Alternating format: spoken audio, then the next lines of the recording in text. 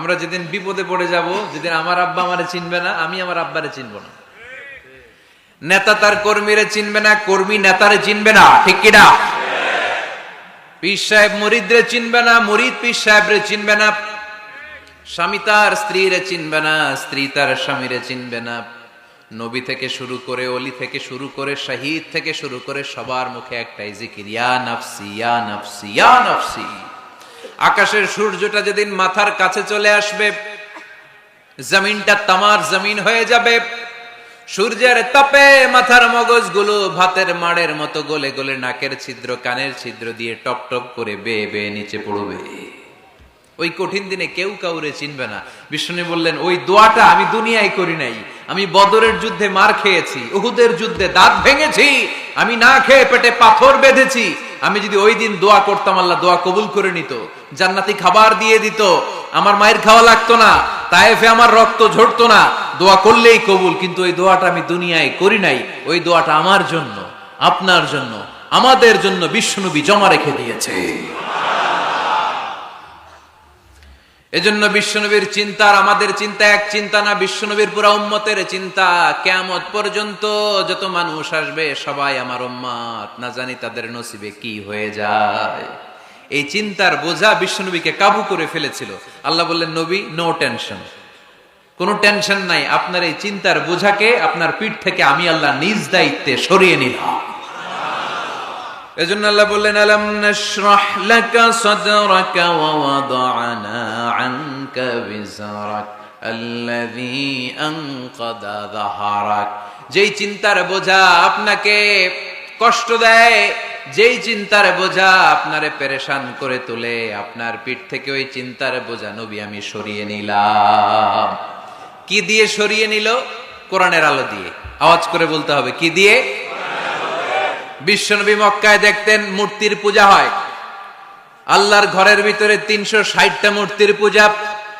বিশ্বনবী দেখতে পেলেন দুর্বলের উপরে সবলের অত্যাচার, বিশ্বনবী দেখতে পেলেন নারীদেরকে অত্যাচার করা হয়। কন্যা সন্তান হলে বাবা তার মেয়েটাকে নিয়ে জঙ্গলের ভেতরে ঢুকে কিংবা মরুভূমির ভেতরে যে জীবিত দাফন করে দেয়। ওয়া ইদাল মাউউদাতু সুইলাত ওয়াদুল বানাত। বিশ্বনবী এগুলো দেখতেন চারপাশে, দেখে এই পথহারা জাতিকে কিভাবে উদ্ধার করবেন, কি দিয়ে উদ্ধার করা যায়, এই টেনশনে বিশ্বনবীর পিঠ বাঁকা হয়ে গিয়েছিল। উপমা বাঁকা হয়ে গিয়েছিল, বিশ্বনবী সব সময় পেরেশান থাকতেন। আল্লাহ বললেন, নবী টেনশনের দরকার নাই, হেরা গুহায় এমন একটা নূরের আলো দিয়ে আমি আপনারে আলোকিত করব, যার মাধ্যমে সব পেরেশানি দূর হয়ে যাবে। আলাম নাশরাহ লাকা সাদরাকা ওয়া ওয়াদা'না আনকা বিজরাক আল্লাযী আনকাদা যাহরাক। আপনাকে পেরেশান বানিয়ে দেয় এরকম সব চিন্তার বোঝা আমি আল্লাহ সরিয়ে নিলাম। সুবহানাল্লাহ। দুইটা নেয়ামত শুনলাম, এবার 3 নম্বর নেয়ামত আল্লাহ বললেন, ওয়া রাফা'না লাকা যিকরাক। এই আয়াতটা মুখস্থ করতে হবে আজকে, আমার সাথে সাথে পড়েন, ওয়া রাফা'না লাকা যিকরাক। সবাই বলেন নাই, পড়েন, ওয়া রাফা'না লাকা যিকরাক ওয়া রাফা'না লাকা যিকরাক। নবী হে, আপনার সম্মানকে আমি আকাশচুম্বী করেছি। I have dignified your status high and high, the highest peak. আপনার মর্যাদা উঠাতে উঠাতে আকাশ বাতাস ছাপিয়ে, সাত আকাশ কাঁপিয়ে আরশের উপরে নিয়ে গিয়েছি। আপনার মর্যাদা আমার পরপরই, স্রষ্টার পরে পুরো সৃষ্টিকুলের উপরে বিশ্বনবীর মর্যাদা আছে না নাই? এজন্য আল্লাহ বললেন, ওয়া রাফা'না লাকা যিকরাক। ও নবী, আপনার মর্যাদা সম্মান আমি আকাশচুম্বী করেছি। আপনার সুনাম, সুখ্যাতি, মান, মর্যাদা আমি গোটা বিশ্বে ছড়াইয়া দেব। এই আয়াত যখন নাজিল হলো, কাফেররা হাসতে শুরু করলো। কাফেররা বলে, মুহাম্মদ বেটা বলে কি, ও জানে বাঁচবি কিনা ওইটাই তো সন্দেহ।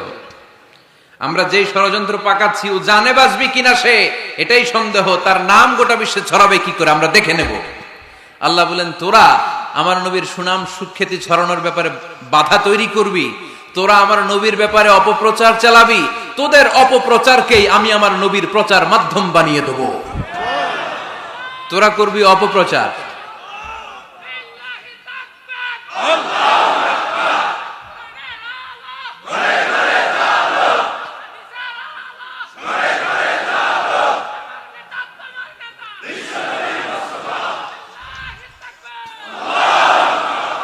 তোদের অপপ্রচারকে আমি আমার নবীর জন্য প্রচার মাধ্যম বানিয়ে দেব।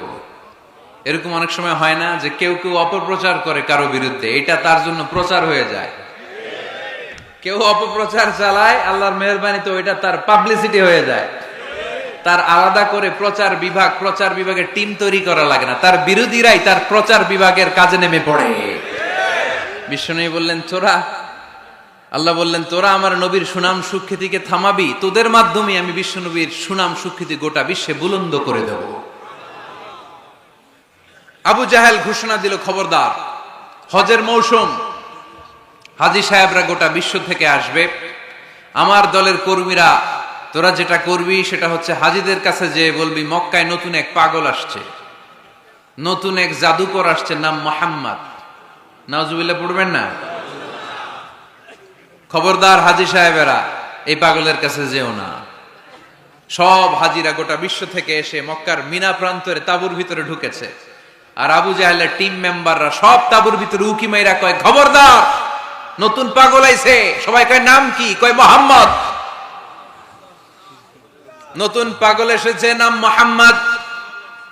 নতুন জাদুকর এসেছে, তার নাম মুহাম্মদ। খবরদার, তার কাছে যেও না, তার কথা শোনো না, শুনলে তোমরাও পাগল হয়ে যাবা, তোমরাও পাগল হয়ে যাবা। সে এত বড় জাদুকর, মুহাম্মদ সাল্লাল্লাহু আলাইহি ওয়াসাল্লাম এত বড় জাদুকর, তার জাদু দেখলে, তার কথা শুনলে হাজবেন্ড ওয়াইফের মধ্যে সম্পর্ক বিচ্ছিন্ন হয়ে যায়। সে এত বড় জাদুকর, তার কথা শুনলে বাবা আর ছেলের সম্পর্ক ছিন্ন হয়ে যায়। সে এত বড় জাদুকর, তার কথা শুনলে বন্ধু বন্ধু আলাদা হয়ে যায়। খবরদার হাজী সাহেবরা, তোমরা হজ করতে এসেছো করো, জমজমের পানি খাও আর খেজুর নিয়ে যাবা বাড়িতে, কিন্তু মুহাম্মদ সাল্লাল্লাহু আলাইহি ওয়াসাল্লামের কাছে যাওয়া যাবে না। আচ্ছা, আপনারা বুঝে শুনে উত্তর দেন। এই যে লক্ষ লক্ষ হাজী মিনার তাঁবুতে বসা, আর আবু জাহেলের লোকটা যে বলল নতুন জাদুকরের নাম মুহাম্মদ, তার কাছে যেও না, এই লক্ষ লক্ষ হাজীরা এর আগে জীবনেও মুহাম্মদ সাল্লাল্লাহু আলাইহি ওয়াসাল্লামের নাম শুনছে? তার মানে মুহাম্মদ সাল্লাল্লাহু আলাইহি ওয়াসাল্লামের নাম তাদের কানে পৌঁছে দেওয়ার দায়িত্ব আবু জাহেল নিজেই নিয়ে নিয়েছে। চিল্লায় এখন ঠিক কি না? প্রচার হয়ে গিয়েছে। আর সবাই মনে মনে ভাবে, কয় কি এত বড় জাদুকর, হজ করি আর না করি এর না দেখা যাওয়া যাবে না। হজ তাড়াতাড়ি কোন রকম সাইরা এই জাদুকরের কাছে আগে যাব, দেখি কেমন জাদু দেখায়, দেখি কত বড় ম্যাজিশিয়ান, দেখি তো কত বড় পাগলের। কারণ আল ইনসানু হারিসুন আলা মা মুনিআ, মানুষকে যেটা নিষেধ করা হয় বেশি, মানুষ এটা করতে চায়। যদি বলি ওদিকে যাবি না, ওর বাপের কিরা ওদিকে যাবে, ও ঠিক কি না? এটা আমাদের স্বভাব, আমাদের খাসলা, আমাদের বৈশিষ্ট্য, যেটা আমাদেরকে নিষেধ করা হয় বেশি, ওটা করতে মন চায়। সব হাজিরা মনে মনে ভাবলো আমরা যাব। তোরা যতই বলিস না কেন যাব, হজের পরে অবশ্যই যাব। দেখা গেল হজের পরে বিশ্বনবী মুহাম্মদুর রাসূলুল্লাহ সাল্লাল্লাহু আলাইহি ওয়াসাল্লামের বাড়ির সামনে বিশাল বড় গ্যাদারিং শুরু হয়েছে। সবাই লাইন ধরে দেখা করতে গেছে। দেখা করতে যে বিশ্বনবীর চেহারা দেখে প্রথম নজরে সব পাগল। চাঁদের চেয়ে সুন্দর তুমি নবী আমার কামলিওয়ালা, চাঁদের চেয়ে সুন্দর তুমি নবী আমার কামলিওয়ালা, দুজা তুমি প্যারা নবী সাল্লে আলা, দু জাহানের বাদশাহ তুমি প্যারা নবী সাল্লে আলা, চাঁদের চেয়ে সুন্দর তুমি নবী আমার কামলিওয়ালা। সুবহানাল্লাহ পড়েন। এত সুন্দর চেহারা, বিষ্ণু ঈসা ইসলামের চেহারার মতো এরকম চেহারার মানুষ পৃথিবীতে আছে? দ্বিতীয়টা, অনেকে বলে সাইয়েদনা ইউসুফ আলাইহিস সালামের চেহারা নাকি বেশি সুন্দর। সুন্দর ঠিক, কিন্তু আমার নবীর চাইতে বেশি নয়। বিষ্ণু বলতেন আনা মালিহুন ওয়া আখি ইউসুফু সাবিহুন, আমার ভাই ইউসুফ হচ্ছে সবিহ, সবিহ মানে সাদা সুন্দর ধবধবে, আর আমি হচ্ছে মালিহ, মালিহ মানে এসেছে মিলহন থেকে, মিলহন মানে লবণ, মানে লাবণ্যময় সুন্দর। আমার ভাই ইউসুফ নবী সাদা সুন্দর, আমি লাবণ্যময় সুন্দর। কোনটার দাম বেশি? লাবণ্যময় সুন্দরের দাম বেশি। সাইয়েদনা ইউসুফ আলাইহিস সালামের চেহারা দেখে মিশরের মেয়েরা লেবু কাটতে যে বা কমলা কাটতে যে, আনার কাটতে কমলা কাটতে যে আঙ্গুল কেটে ফেলেছিল, কোরআন তার সাক্ষী। ওয়াকাত্তা'না আইদিয়াহুম। আম্মাজান আয়েশা রাদিয়াল্লাহু তাআলা আনহা যখন এই ঘটনা শুনেছেন, তিনি মিশরের মেয়েদেরকে ডাক দিয়ে বলেছেন, ও মিশরের মেয়েরা, তোমরা ইউসুফ নবীর সৌন্দর্য দেখে লেবু কাটতে যে আঙ্গুল কেটেছ, আমার স্বামী পেয়ারা নবী মুহাম্মদ রাসূলুল্লাহর চেহারা যদি তোমরা দেখতা, তাহলে লেবু কাটতে যে আঙ্গুল নয়, কলিজাটা কেটে টুকরা টুকরা করে দিতা। আবার আম্মা জান আয়েশা বলতো, লাকুম শামসুন ওয়া লানা শামসুন, তোমাদের জন্য একটা সূর্য আছে, কিন্তু আমি আয়েশার জন্য আলাদা একটা সূর্য আছে।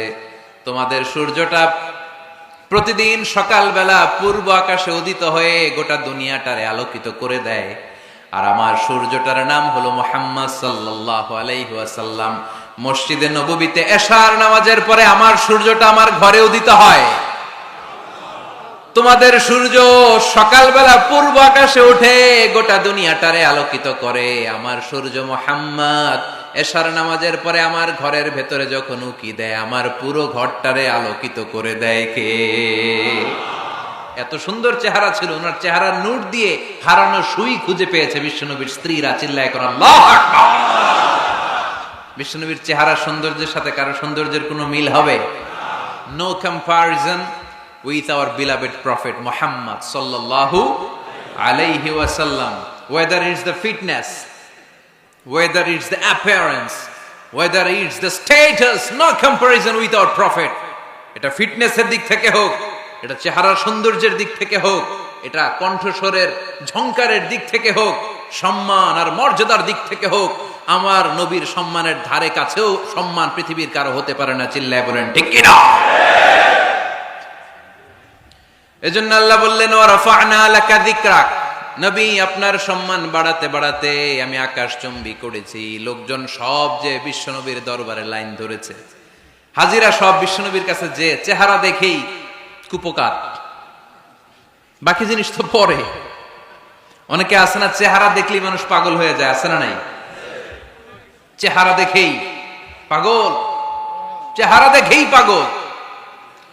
তারপর তারা মিলাতে লাগলো, মিনার তাবুতে আবু জাহেলের কর্মীরা ঘোষণা দিয়েছিল এলাকায় মুহাম্মদ নামে পাগল এসেছে। তারা মিলায়ে দেখে না, এই মহামানব কোনোদিন পাগল হতে পারে না, কারণ পাগলের চুলগুলো থাকে উস্কো খুস্কো, ঠিক কিনা? আমার নবী সাল্লাল্লাহু আলাইহি ওয়াসাল্লামের চুল উস্কো খুস্কো ছিল? কত সুন্দর চুল আঁচড়ে রাখতেন, জাইতুনের তেল দিতেন, আতর ঢেলে মাথার শীতের মধ্যে ঢেলে দিতেন, কপাল বেয়ে বেয়ে পড়তো, আর যেখানে সেজদা দিতেন সেজদার জায়গা আতরের ঘ্রাণে আমোদ হয়ে যেত। হাতের তালুতে পারফিউম মাখতেন, আর মানুষের সাথে মুসাফা করলে যার সাথে মুসাফা তার হাতের সাথে নবীর ব্যবহৃত পারফিউমের ঘ্রাণ ছুটে যেত। এত পরিচ্ছন্ন ছিলেন তারা। বিশ্ব নবীর চেহারার সাথে আবু জাহেলের বক্তব্যের মিল খুঁজে পায় না। তারা বলে, না, এই লোক কখনো পাগল হতে পারে না।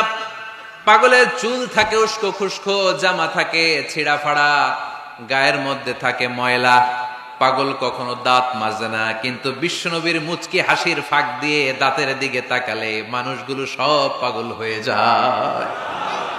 স্মাইল দিতেন বিশ্বনবী, স্মাইল, মুচকি হাসি, তাবাসসুম। বিশ্বনবীর মুচকি হাসি দেখলে মানুষ পাগল হয়ে যেত, পাগল পাড়া হয়ে যেত। তারা বলে, না না, এ মহামানব তো কখনো পাগল হতে পারে না। আবার মিলাতে লাগলো। আবু জাহেলের কর্মীরা বলেছিল এটা নাকি বড় জাদুকর, কিন্তু তারা বলে, না না, এই অসাধারণ লোকটা জাদুকর হতে পারে না, সে তো কোনো মন্ত্র পড়ে না। জাদু করার জন্য মন্ত্র পড়ার দরকার আছে না নাই? বিষ্ণুনবী কি মন্ত্র পড়তো?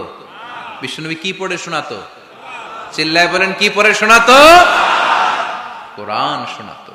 এত সুন্দর কণ্ঠ ছিল বিশ্বনবীর, পাগল হয়ে যেত মানুষ শুনতে শুনতে, পাগল পাড়া হয়ে যেত, বিমুগ্ধ হয়ে যেত। তারা সবাই বলতে আরম্ভ করলো, আবু জাহেল তুমি মিথ্যাবাদী, তবে তোমাকে ধন্যবাদ এরকম একটা মানুষের সাথে পরিচয় করিয়ে দেওয়ার জন্য। সুবহানাল্লাহ কইলেন না?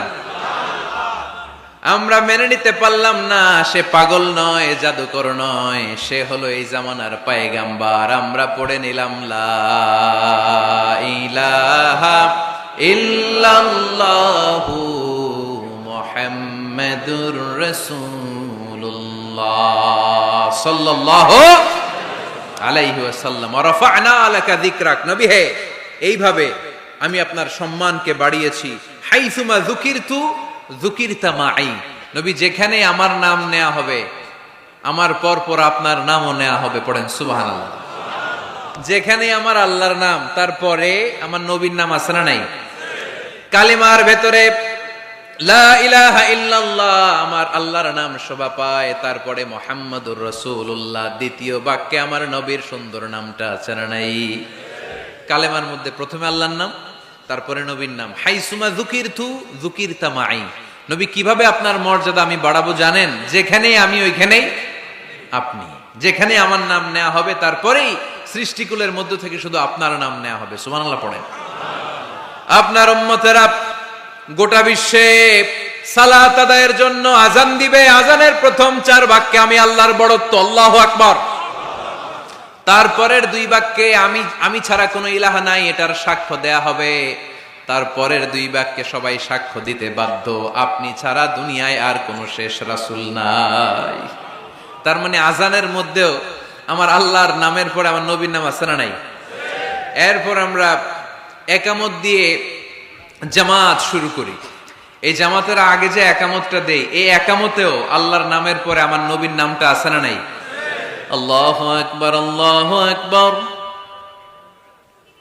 আশহাদু আন লা ইলাহা ইল্লাল্লাহ, আশহাদু আন্না মুহাম্মাদার রাসূলুল্লাহ সাল্লাল্লাহু। তার মানে আজানে আমার নামের পরে আপনার নাম, একামতে আমার নামের পরে আপনার নাম। নামাজের শেষে যখন আমরা শেষ বৈঠকে বসি সেখানে বিশ্বনবীর উপর দুরূদ আছে না নাই?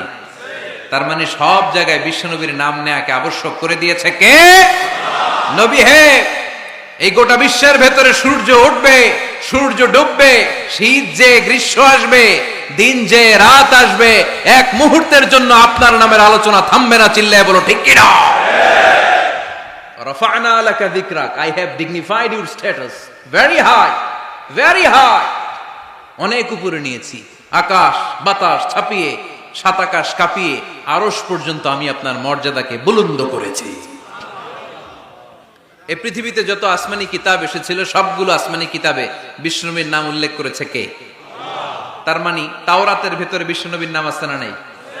ইনজিলে, জাবুর, সুহুফে ইব্রাহিম, সুহুফে মূসা, আল্লাযী ইয়াজিদুনাহু মাকতুবান ইনদাহুম ফিত তাওরাতি ওয়াল ইনজিল। ইহুদিরা খ্রিস্টানরা বিষ্ণুনবীরে মানতে চাইতো না। তারা বলতো মুহাম্মদ তোমার নাম তো আমাদের কিতাবে নাই। বিষ্ণু বললেন পড়ো। তারা পড়তে পড়তে বিষ্ণুনবীর জায়গাটা লুকিয়ে রাখতো। যেখানে বিষ্ণুনবীর নাম ওরা এভাবে ধরে রাখতো। বিষ্ণু ইসা ইসলাম এক সাহাবাকে বললেন আমি তো ওদের ভাষা বুঝি না, তুমি ওদের ভাষা বুঝে দেখো কোন জায়গায় চোরামিটা করো। প্রতিটা কিতাবের প্রতিটা পাতায় পাতায় বিষ্ণুনবীর নাম আছে না নাই? সাইয়েদনা আদম আলাইহিস সালাম থেকে শুরু করে ঈসা আলাইহিস সালাম পর্যন্ত যত নবী এসেছে সব নবী সুসংবাদ দিয়েছে যে একজন নবী আসবে, যেই নবী আসার মধ্য দিয়ে এই আম্বিয়া আলাইহিমুস সালাম পৃথিবীতে আসার যে ধারাবাহিকতা, এই সিলসিলা, এই চেইনকে আল্লাহ তাআলা কাট অফ করে দিবে। সাইয়েদনা আদম তার বংশধরদেরকে বলেছে, নূহ আলাইহিস সালাম তার প্রজন্মকে বলেছে, ইব্রাহিম আলাইহিস সালাম তার জেনারেশনকে বলেছে, মূসা আলাইহিস সালাম বনি ইসরাইলকে শুনিয়েছে। সর্বশেষ সাইয়েদনা ঈসা আলাইহিস সালাম এসে বলেছে, ইয়াতি মিন বাদি ইসমুহু আহমদ, আমার পরে এমন এক নবী আসবে তার নাম চিল্লায় বলেন আহমদ। বড় বিশ্বস্ত সে কোন বন্ধু বলো বেশি বিশ্বস্ত, সে কোন বন্ধু বলো বেশি বিশ্বস্ত, কার কাছে মন খুলে দেয়া যায়, কার কাছে প্রাণ খুলে বলা যায়, হওয়া যায় অতি আশ্বস্ত, তার নাম আহমদ বড় বিশ্বস্ত। সুবহানাল্লাহ পড়েন। ইয়াতি মিন বাদি ইসমুহু আহমদ, আমার পরে এমন এক নবী আসবে, তার নাম হবে আহমদ। এই নবীর পরে আর কোন নবী আছে? চিল্লায় বলেন, লা নবিয়্যা বা'দি ওয়ালা রাসূলা। আমার পরে কোনো নবীও নাই, আমার পরে কোনো রাসূলও নাই। তবে আমার পরে যদি নবী হওয়ার যোগ্যতা কারো থাকে, আমার ওমরে ফারুক নবী হওয়ার যোগ্যতা রাখে। কোন নবী নাই, খাতামুন নবিয়্যিন, আমার পরে কোনো নবী নাই। তার মানে বিশ্ব নবীর জীবনে 3 নম্বর নিয়ামত হলো রাফা'না লাকা যিকরাক। মর্যাদা আমি বাড়াতে বাড়াতে বাড়াতে বাড়াতে নবী অনেক উপরে নিয়েছি। আবার আল্লাহ আমাদেরকে ডেকে বললেন, ও ইমানদার বান্দারা শোনো, আমি স্বয়ং আল্লাহ তাআলা আমার ফেরেশতা বাহিনী নিয়ে এই নবীর উপরে স্বয়ং আমি দুরূদ পড়ি। ইন্নাল্লাহা ওয়া মালাইকাতাহু ইউসাল্লুনা আলান নবী ইয়া আইয়ুহাল্লাযীনা আমানু সাল্লু আলাইহি ওয়া সাল্লিমু তাসলিমা। পড়েন, আল্লাহুম্মা সাল্লি আলা মুহাম্মদ ওয়া আলা আলি মুহাম্মদ কামা সাল্লাইতা আলা ইব্রাহিম ওয়া আলা আলি ইব্রাহিম ইন্নাকা হামিদুম মাজিদ। আল্লাহুম্মা বারিক আলা মুহাম্মদ ওয়া আলা আলি মুহাম্মদ কামা বারাকতা আলা ইব্রাহিম ওয়া আলা আলি ইব্রাহিম ইন্নাকা হামিদুম মাজিদ। চিৎকার করে পড়েন সুবহানাল্লাহ। এমন নবী যে নবীর উপর আল্লাহ নিজেই দুরূদ পড়ে, ফেরেশতারা পড়ে, এজন্য আমাদের উপর আর দরকার আছে না নাই? আবার আল্লাহ বললেন, নবী আপনি এমন নবী যেই নবীকে আমি হাউজে কাউসার দিয়েছি। লক্ষ লক্ষ নবীদের কাউরে কিয়ামতের দিন আমি হাউজে কাউসারের মালিক বানাবো না, শুধুমাত্র কেবলমাত্র একমাত্র আপনি ছাড়া।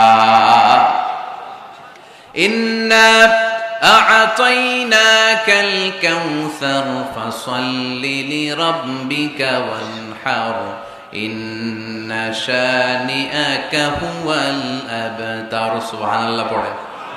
এই হাউজে কাউসারের পানি খেতে চান, পান করতে চান? বিশ্বনবী না দিলে খাইতে পারবো আমরা? হাউজে কাউসার পান করতে চান কারা? হাত তুলে দেখান।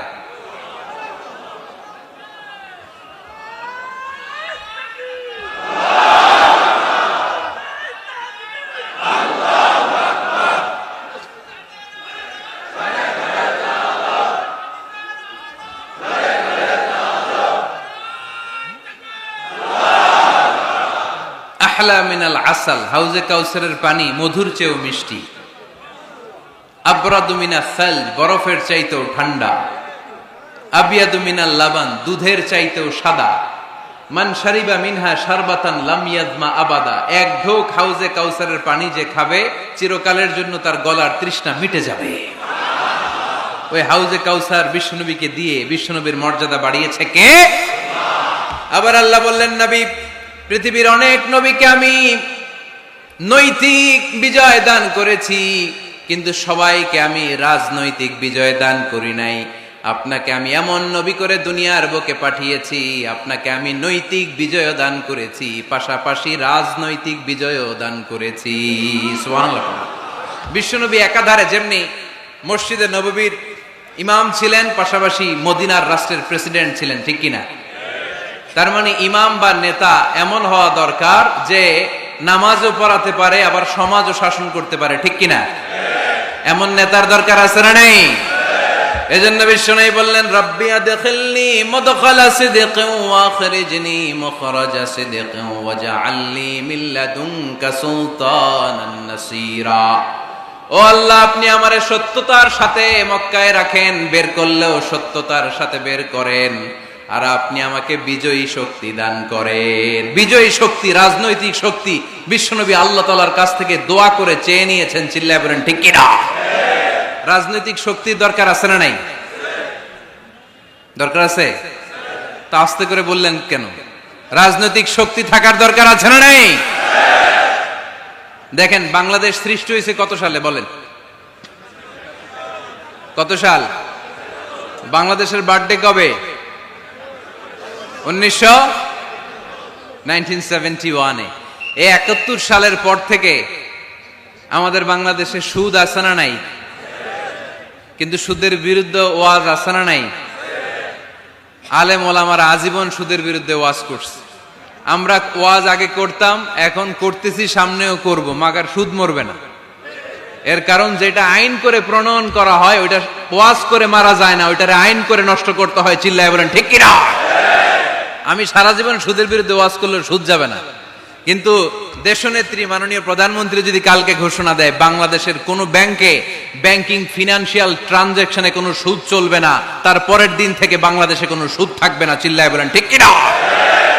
এজন্য সাইয়েদনা ওমর ফারুক বলতেন, ইন্নাল্লাহা লা ইয়াযাউ বিল কুরআন মা ইয়াযাউ বিস সুলতান। আল্লাহ মাঝে মাঝে ক্ষমতার মাধ্যমে এমন কিছু করে যেটা আল্লাহ কোরআনের মাধ্যমেও করে না। চিল্লায় বলেন ঠিক কিনা? কালকে যদি ঘোষণা হয়ে যায় 5 ওয়াক্ত নামাজ যদি না পড়া হয় 5 বেত। কয় বেত? চেয়ারম্যান না পড়লে চেয়ারম্যানের পিছনে 5 বেত, এমপি না পড়লে এমপির পিছনে 5 বেত। কথা বলেন? মাননীয় প্রধানমন্ত্রী যদি এটা ঘোষণা দিয়ে দেয় যে কালকে থেকে নামাজ না পড়লে 5 বেত, এটা সবার জন্য এই আইন। একটা বেনামাজি খুঁজে পাওয়া যাবে? সব কই দৌড়াবে? মসজিদে। অজু থাকলেও দৌড়, না থাকলেও দৌড়। কারণ মায়ের উপরে কোনো ওষুধ আছে? কথা বলেন? কারণ মায়েরে ভিটামিন আছে, মায়েরে কি আছে? এজন্য ইন্নাল্লাহা লা ইয়াযাউ বিল কুরআন মা ইয়াযাউ বিস সুলতান। মাঝে মাঝে আল্লাহ ক্ষমতা দিয়ে এমন কিছু করে যেটা মাঝে মাঝে আল্লাহ কোরআন দিয়েও করে না। এজন্য অনেক নবীকে নৈতিক বিজয় দান করলো, বিশ্ব নবীকে শুধু নৈতিক বিজয় নয়, পাশাপাশি রাজনৈতিক বিজয়ও দান করেছে কে? তিনটা নিয়ামতের ঘোষণা দিয়ে আল্লাহ বললেন, আলাম নাশরাহ লাকা সাদরাকা ওয়া ওয়াদা'না আনকা বিজরাক আল্লাযী আনকাযা যাহরাক ওয়া রাফা'না লাকা যিকরাক। পড়েন সুবহানাল্লাহ। নবী হে, আপনার মর্যাদা আমি অনেক বাড়িয়েছি। আপনার কথা শুধু মুসলমানেরাই বলে না, হিন্দুরাও বলে। আছে না নাই? গতকাল এক হিন্দু ভাই আমার হাতে হাত রেখে শাহাদা বাক্য পাঠ করে গাজীপুরে মুসলমান হয়ে গেছে। বিশ্বনবীর কথাগুলো যখন তারা শোনে, তারা নিজেদেরকে ধরে রাখতে পারে না। আপনারা মহাত্মা গান্ধীর নাম শুনেছেন? তিনি ভারতের অবিসংবাদিত নেতা। বিশ্বনবীর ব্যাপারে কমেন্ট করেছেন যে এরকম নেতা পৃথিবীতে আর দ্বিতীয়টা কখনো হবে না। মহাত্মা গান্ধী কি মুসলমান না হিন্দু? গোটা বিশ্বের খ্রিস্টানরা বিশ্বনবীকে নিয়ে এখন মাতোয়ারা। মাইকেল এইচ হার্ট, খ্রিস্টান, একটা বই লিখে গোটা বিশ্ব কাঁপিয়েছেন, দি 100 ranking of the most influential people and person in the world. পৃথিবী কাঁপানো 100 জন মনীষীর জীবনী নিয়ে একটা বই তিনি করেছেন। এই 100 জন মনীষীর জীবনীর মধ্যে যাকে নাম্বার 1 তিনি করেছেন, তিনি হচ্ছেন আমার নবী, আপনার নবী, পেয়ারা নবী, বিশ্বনবী মুহাম্মদুর রাসূলুল্লাহ সাল্লাল্লাহু আলাইহি ওয়াসাল্লামের। মাইকেল এইচ হার্ট কি মুসলমান? সে একজন খ্রিস্টান। তার মানে ওয়া রাফা'না লাকা যিকরাক, বিশ্বনবীর সম্মান শুধু আমাদের মুখ দিয়ে প্রচারিত হয় না, ইহুদি, খ্রিস্টান, বৌদ্ধদের মাধ্যমেও বিশ্বনবীর সম্মানকে বাড়িয়ে দিচ্ছে কে? I have studied him, the wonderful man, in my opinion, far from being antichrist, and he must be called the savior of humanity. খ্রিস্টানরা বলছে আমরা এই মুহাম্মাদের জীবনী গবেষণা করে পড়েছি, তাকে খ্রিস্টান বিরোধী বলা তো দূরের কথা, তাকে মানবতার ত্রাণকর্তা বলতে হবে। তিনি গোটা বিশ্বের জন্য সুপারম্যান হয়ে পৃথিবীতে এসেছে।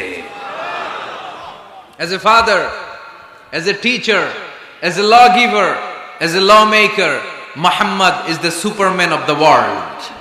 স্বামী হিসেবে, পিতা হিসেবে, নেতা হিসেবে, নবী হিসেবে মুহাম্মদ ইসলাম সাধারণ কোনো মানুষ নয়, তিনি গোটা বিশ্বের জন্য সুপারম্যান হয়ে পৃথিবীতে আগমন করেছে। ওয়া রাফা'না লাকা যিকরাক। নবী, দুশ্চিন্তা করবেন না, টেনশন করবেন না, আমি আপনার সম্মানকে বাড়িয়ে দেব। এই তিনটা নিয়ামতের বর্ণনা সূরা ইনশিরাহের ভিতরে বর্ণনা করলেন কে? এরপরে রব্বুল আলামিন বিশ্বনবীকে নিয়ামতের বর্ণনার ঘটনা শুনিয়ে বিশ্বনবীকে সান্ত্বনা বাণী শোনাচ্ছেন আর পড়ছেন, ফা ইন্না মাআল উসরি ইউসরান, ইন্না মাআল উসরি ইউসরা। নবী গো, নিশ্চয়ই কষ্টের পরে আছে আনন্দ, দুঃখের পরেই আছে সুখ। সুবহানাল্লাহ। কষ্টের পরে আনন্দ, দুঃখের পরে। The struggle isn't permanent in our life. দুঃখ কষ্ট এটা আমাদের জীবনে পার্মানেন্ট না, এটা সাময়িক। আচ্ছা আওয়াজ করে উত্তর দেন তো, এক বছরে কয়দিন আপনাদের ফরিদপুরে? কয়দিন? 365 দিন। গত 365 দিনে না খেয়েছিলেন কয়দিন? 20 দিন, 30 দিন। তার মানে অল্প কিছুদিন না খেয়েছিলাম, সারা বছরই খেয়েছিলাম, ঠিক কিনা? আচ্ছা, তো 365 দিনে অসুস্থ ছিলেন কয়দিন? 4-5 দিন, কিংবা 20 দিন, কিংবা 1 মাস, কিংবা 56 দিন, কিংবা 65 দিন। তার মানে বাকি 300 দিন আরামে ছিলাম কি ছিলাম না? তার মানে আমাদের জীবনে দুঃখ বেশি না আনন্দ বেশি? সুখ বেশি না কষ্ট বেশি? এজন্য আল্লাহ বললেন, খবরদার, মুমিন কখনো হেরে যায় না। মুমিনের হারাবার কিছু নাই। মুমিনের জীবনে যদি আনন্দ আসে, মুমিন শুকরিয়া করে, শুকরিয়া করলে সওয়াব আছে না নাই? আর মুমিনের জীবনে যদি দুঃখ আসে, মুমিন সবর করে, ধৈর্য ধরে, ধৈর্যেও সওয়াব আছে না নাই? তাহলে আমাদের সব দিক দিয়েই তো লাভ। আনন্দের দিনগুলাতে শুকরিয়া করব, আর দুঃখের দিনগুলাতে ধৈর্য ধরবো, দুইটার মধ্যে সওয়াব আছে না নাই? এজন্য বিশ্বনবী বললেন, আজাবান লি আমরিল মুমিন, মুমিনের বিষয়টা খুবই আশ্চর্যের। ফাইন আসাবাতহু সাররাউন শাকারা, মুমিন যদি আনন্দে থাকে সে শুকরিয়া করে, শুকরিয়া করলে লাভ আছে না নাই? ওয়াইন আসাবাতহু দাররাউন সাবারা, আর দুঃখে পড়লে সে সবর করে, ধৈর্য ধরে, ধৈর্য ধরলে সওয়াব আছে না নাই? তার মানে আমাদের হারাবার কিছু আছে? মাঝে মাঝে আল্লাহ আমাদেরকে দুঃখ কষ্ট দিয়ে পরীক্ষা করতে চান, এগুলো আমাদের জন্য খারাপ নয়। এই দুঃখ কষ্ট বিপদ আমাদের কোমরকে সোজা করে, আমাদের পায়ের মাটিকে শক্ত করে, চিল্লায় বলেন ঠিক কিনা? প্রতিকূল পরিবেশে কিভাবে বাঁচতে হয় এই দুঃখ কষ্ট আমাদেরকে শিখায়। এজন্য মুমিন বান্দার বৈশিষ্ট্য হচ্ছে দুঃখ কষ্ট বেদনা জ্বালা এগুলোতে সে আপসেট হয় না, সে হাল ছেড়ে দেয় না, সে ভরসা রাখে একজনের উপর, চিল্লায় বলতে হবে তিনি কে? কারণ মুমিন জানে রাত্রি যত গভীর হয়, অন্ধকার তমানিসা ভেদ করে সুবহে সাদিক হয়। মুমিন জানে গর্ভবতী নারীর পেটের ব্যথা যেই দিন বাড়তে থাকে, ওই দিনই নতুন মেহমান আগমনের সময় ঘনাতে থাকে। মুমিন জানে তার জীবনে দুঃখ কষ্ট বিপদ যত বাড়তে থাকে, সুখের দিন কাছে আসতে থাকে। এজন্য মুমিনের হারাবার কিছু নেই। ফা ইন্না মাআল উসরি ইউসরা, ইন্না মাআল উসরি ইউসরা। নবী হে, কষ্টের পরেই আছে আনন্দ, দুঃখের পরেই আছে সুখ। আপনি সমস্যায় পড়েছেন, ওই সমস্যার সমাধানও আছে না নাই? এই পৃথিবীতে এমন কোন সমস্যা আছে যেটা সমাধান নাই? কথা বলেন। সমস্যা তৈরি করেছে কে? আবার সমাধানও দিয়েছে কে? Allah doesn't create a lock without its key. Allah কখনো চাবি না বানাইয়া ওইটার তালা বানায় নাই। কথা কন। তালাও যেহেতু আছে, ওই তালার চাবিও বানিয়েছে কে? মা আনজালাল্লাহু দাআন ইল্লা আনজালাল্লাহু লাহু শিফা।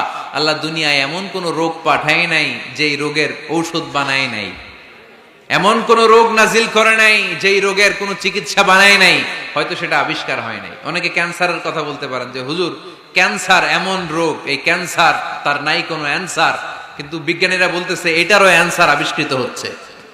সুবহানাল্লাহ কইবেন না? কিছু কিছু ক্ষেত্রে হয়েও গিয়েছে।